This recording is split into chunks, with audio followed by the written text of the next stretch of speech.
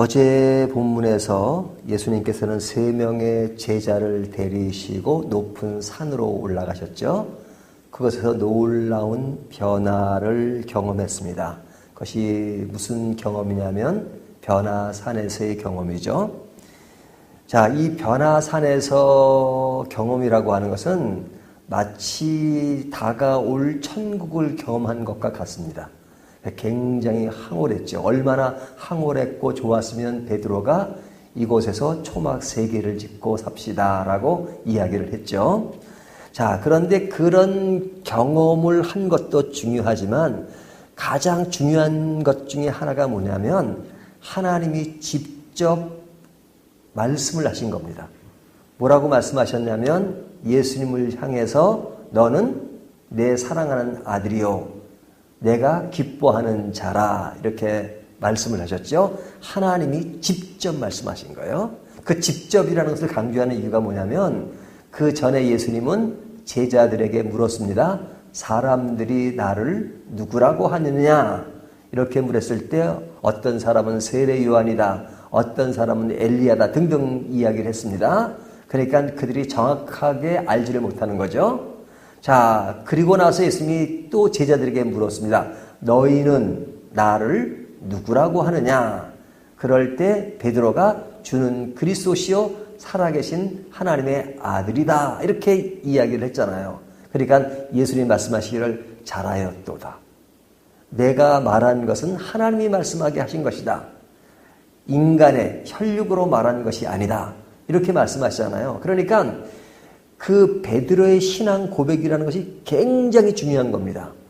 그리고 나서 예수님이 너희가 나의 왕권된 그런 것을 보게 될 것이다 하시면서 그 보게 되는 것이 언제냐? 너희가 살아있는 동안 보게 될 것이다 해서 6일이 지난 후에 이 변화산의 경험을 하게 된 겁니다. 그러니까 이 변화산의 경험이라고 하는 것은 그 예수 그리스도의 왕되심, 완성된 천국의 그런 것을 보여주신 겁니다. 그리고 그때 그 주체 되신 예수님이 하나님의 아들이다. 사람들에게 질문했던 그 내용을 아주 정답을 하나님이 직접 이것이 정답이야 하고 알려주신 것, 이것이 변화산의 경험이라고 할 수 있습니다. 자, 그런데 이제 오늘 본문은 그 산에서 내려온 곳에서의 경험이에요. 자, 어제 본문의 경험은 변화산, 우리가 맛볼 그 천국 같은 그런 곳에서의 경험이라면 오늘 본문은 그곳에서 내려온 그런 경험이라고 말할 수 있습니다. 예를 들면 이렇게도 얘기할 수 있어요. 오늘날 우리들이 살아가는 삶의 경험이라고 할 수 있어요. 언제가 변화산에서 내려온 그곳이 오늘날 우리들이 세상 사는 것과 같다고 볼 수 있어요. 우리가 죽은 후에 예수님이 재림하신 후에 우리는 어디로 가요? 하나님 나라 천국에 가잖아요. 천국의 삶이라고 하는 것은 마치 변화산과 같은 그런 경험이에요. 근데 오늘날 우리들은 변화산에서 사는 게 아니고 이 세상에서 사는 겁니다. 자, 이 세상에서의 경험인데 딱 내려오니까 완전 분위기가 달라요. 어떻게 다르냐? 14절을 보세요. 그들이 무리에게 이르되 한 사람이 예수께 와서 꿇어 엎드려 이르되, 자, 그들이 무리에게 이르매. 자, 지금 예수님과 제자들이 지금 밑으로 내려온 겁니다. 그랬더니 바로 어떤 일이 벌어지냐면 한 사람이 예수님께 와서 꿇어 엎드렸습니다. 그 엎드린 내용이 뭐냐면 주여 내 아들을 불쌍히 여기소서. 그가 간질로 심히 고생하여 자주 불에도 넘어지며 물에도 넘어지는지라. 자, 아들이 있는데 무슨 병에 걸렸어요? 간질에 걸렸습니다. 간질에 걸리니까 그게 불에도 넘어지고 물에도 넘어진다. 근데 이 병자는 단순히 어떤 물리적인 병자로만 있는 거 아니에요. 뒤에 보면 18절을 보면요. 이에 예수께서 꾸짖으시니 귀신이 나가고 아이가 그때부터 나으니라. 지금 이 아이는 누구예요? 지금 앞에 이야기한 그 아이입니다. 간질에 걸린 그 아이를 보고 예수님이 뭘 쫓아냈다 그래요? 귀신을 쫓아낸 거잖아요. 예수께서 꾸짖으시니 귀신이 나가고 그러잖아요. 그러니까 귀신 들림으로 생겨진 간질이라고 말할 수 있죠. 자, 이 아이가 있는 그것이 어디라고요? 변화산에서 내려온 곳에서 일어난 사건입니다. 그러니까 완전히 변화산과 대조를 이루는 거죠. 자, 이 대조를 이루는 곳에서 지금 이 아버지는, 이 한자의 아버지는 이제 예수님의 제자 3명이 변화산에 올라갔을 때 나머지 제자가 지금 밑에 있었습니다. 그 제자에게 찾아와서 자기 아들을 고쳐달라고 했습니다. 자, 그런데 결론부터 얘기하면 어떻게 됐습니까? 고쳐줬습니까? 못 고쳐줬습니까? 고쳐주지 못했어요. 지금 12 빼기 3명 하면 몇 명이죠? 9명이죠. 그러니까 9명의 제자가 있었어요. 그 9명의 제자에게 가서 이 아버지가 내 아들을 좀 고쳐주시오. 그러니까 이 제자들이 고치려고 애를 썼던 것 같습니다. 근데 결과는 어떻게 됐냐? 못 고쳐줬어요. 그러니까 얼마나 실망하고 돌아갔겠습니까? 자, 그러다가 예수님이 오시니까, 예수님을 뵙게 되니까 이 아버지가 다시 예수님을 찾아와서 지금 하소연을 하는 겁니다. 당신의 제자들이 고치지를 못했습니다. 고쳐주십시오. 예수님께 그런 거예요. 그러니까 예수님이 고쳐주셨어요. 근데 고쳐주신 것도 중요하지만 예수님이 고쳐주시면 하신 말씀이 중요합니다.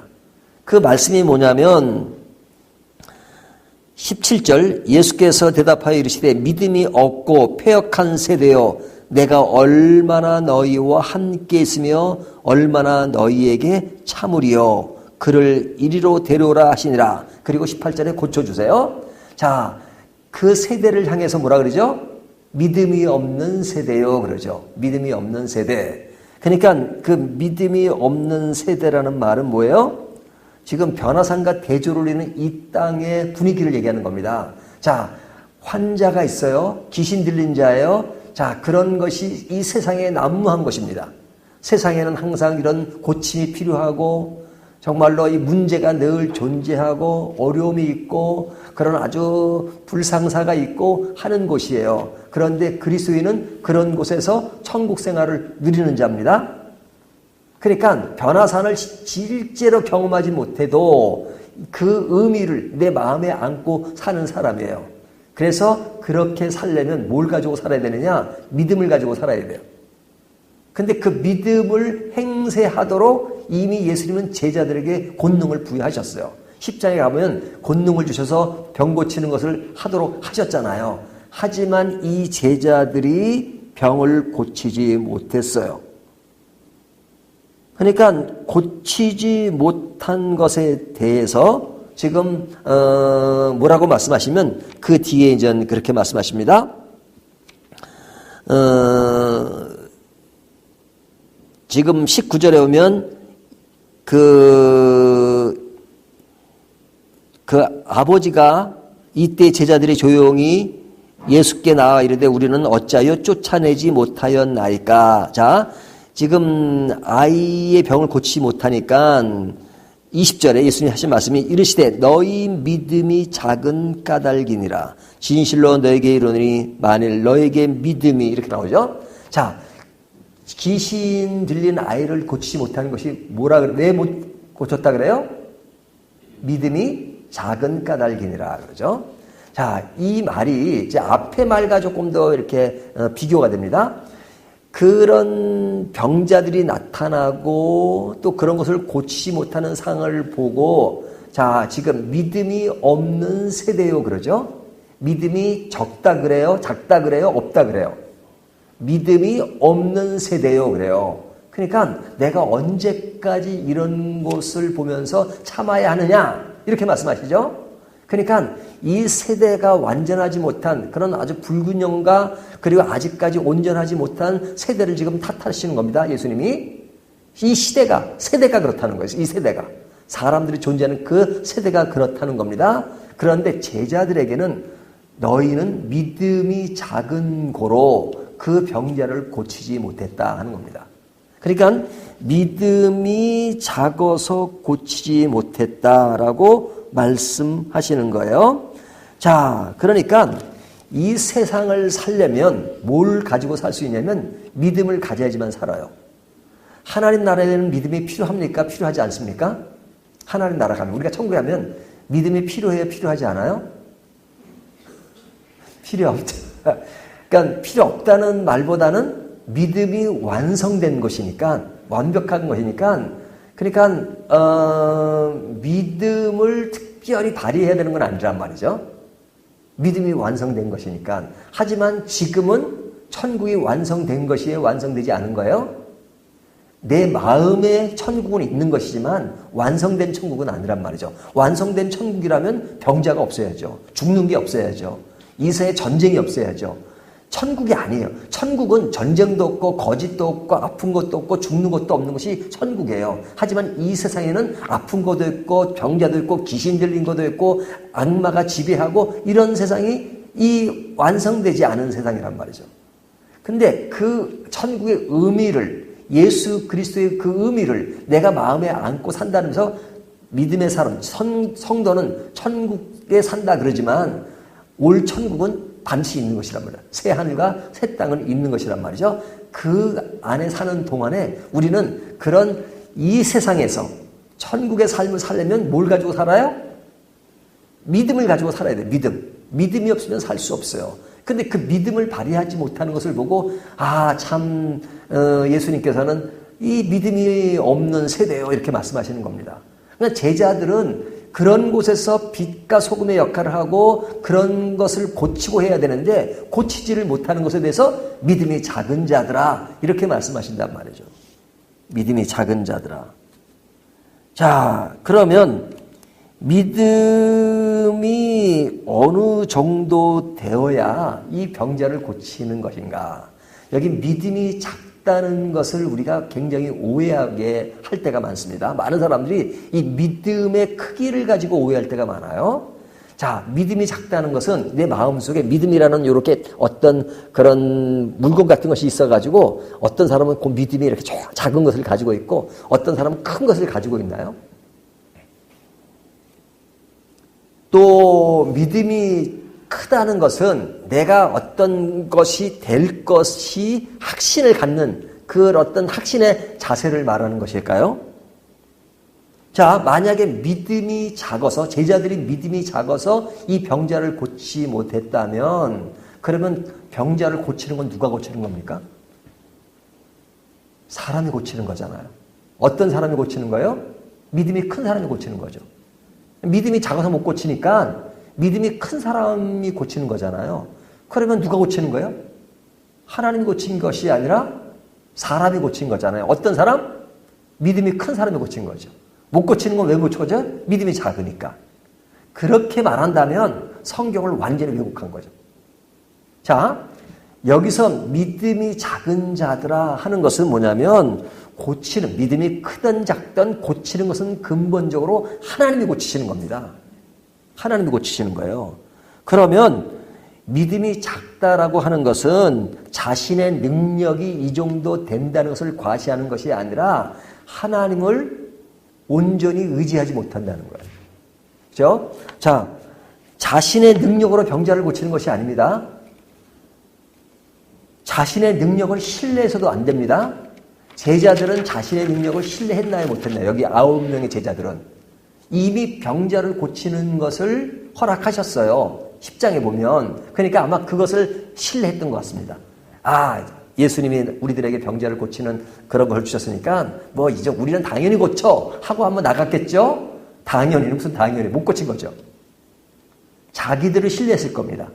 자기들이 이미 그런 것을 마치 이제 한번 주어지면 나중에 마음대로 그냥 써먹는 것처럼 생각했을 겁니다. 근데 못 고쳤어요. 근데 주님이 믿음이 작은 자들아 하는 것은 그들의 믿음이 작아서 못 고쳤다는 그들 자신에 대한 것에 대한 포커스라면 성경을 오해한 것입니다. 왜 오해한 것이냐? 그 뒤에 나오는 얘기가 중요하기 때문에 그렇습니다. 그 뒤에 나오는 얘기가 뭐냐면, 자 보세요. 20절. 이르시되 너희 믿음이 작은 까닭이니라 진실로 너에게 이르노니 만일 너희에게 믿음이 겨자씨 한 알만큼만 있어도, 자, 겨자씨 하나만큼. 자, 겨자씨 하나만큼의 믿음이라고 하는 것은 큰 겁니까? 작은 겁니까? 제가 여기 겨자씨를 가져왔어요. 겨자씨 요거. 지금 이 안에 겨자씨가 지금 엄청 많아요. 이거 하나씩 드리고 싶은데 내가 끝나고 하나씩 드릴게요. 실제 이거 모형이 아니라 진짜 겨자씨. 제 친구가 이스라엘 갔다 오면서 갖다 준 건데 이 겨자씨가요 보이지도 않죠. 이게 하나들이에요. 자, 믿음이 작은 자들아 그랬는데 작은 자들아 할 때 그 작은 크기를 우리가 이렇게 크기로 설정할 수 없어요. 근데 여기 주님은 말씀하시기를 만일 너희에게 믿음이 겨자씨 한 알만큼만 있어도, 자, 겨자씨 작은 믿음이에요. 그 다음에 이 산을 명하여 여기서 저기로 옮겨지라 하면 옮겨질 것이요 또 너희가 못할 것이 없으리라 그러죠. 자, 제자들이 믿음이 작아서 못 고쳤다 그러는데 뒤에 보니까 너희가 겨자씨만한 믿음이 있으면 산을 옮길 수 있다. 그럼 이 말이 모순되잖아요. 아니, 믿음이 작아서 못 고쳤다는데 너희가 아주 작은 그 예를 들면서 겨자씨만한 믿음이 있으면 산을 옮긴다. 그러면 뭐예요? 이 말씀이. 자, 믿음이 없으면 안 됩니다. 이 세상은 믿음을 가져야 살 수 있는 거예요. 하지만 이 세상에서 그 믿음이라는 것은 어떤 크기를 주님이 원하시는 것이 아니라 정말로 너희가 작은 겨자씨만한 믿음이 있다면 그 믿음이 굉장히 큰 것을 드러낼 것이다 하는 겁니다. 자, 산을 옮기는 것은 누가 옮기시는 거예요? 하나님이 옮기시는 거예요. 내가 못 옮겨요. 그러면 이 겨자씨만한 믿음이 옮긴다는 것은 내가 옮긴다는 것이 아니라 하나님이 옮기시는데 하나님이 옮기실 때에 너희들의 겨자씨만한 믿음, 그것은 뭐냐면 하나님을 신뢰하는 그 믿음, 그것을 원하신다는 거예요. 그 하나님을 신뢰, 하나님이 옮길 수 있다는 그런 마음, 그런 신뢰, 그런 것들을 너희가 조금이라도 가지고 있다면 산을 옮길 수 있다라는 겁니다. 그러니까 이 작은 믿음이라고 하는 것은 하나님을 의지하는 것, 하나님과 함께 하시면 하나님이 돕는다는 것을 믿는 거죠. 그렇죠? 우리가 믿음이라는 것은 내가 이렇게 하면 된다라는 그런 어떤 그런 외형적인 본능을 가지고 믿음을 자꾸 생각할 때가 많아요.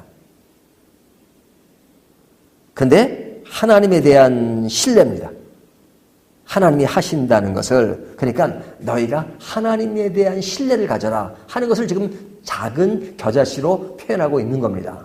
그래서 뒤에 나오는 얘기가 22절에 보면, 23절에 보면 예수님께서 또 얘기하세요. 내가 죽을 것이다.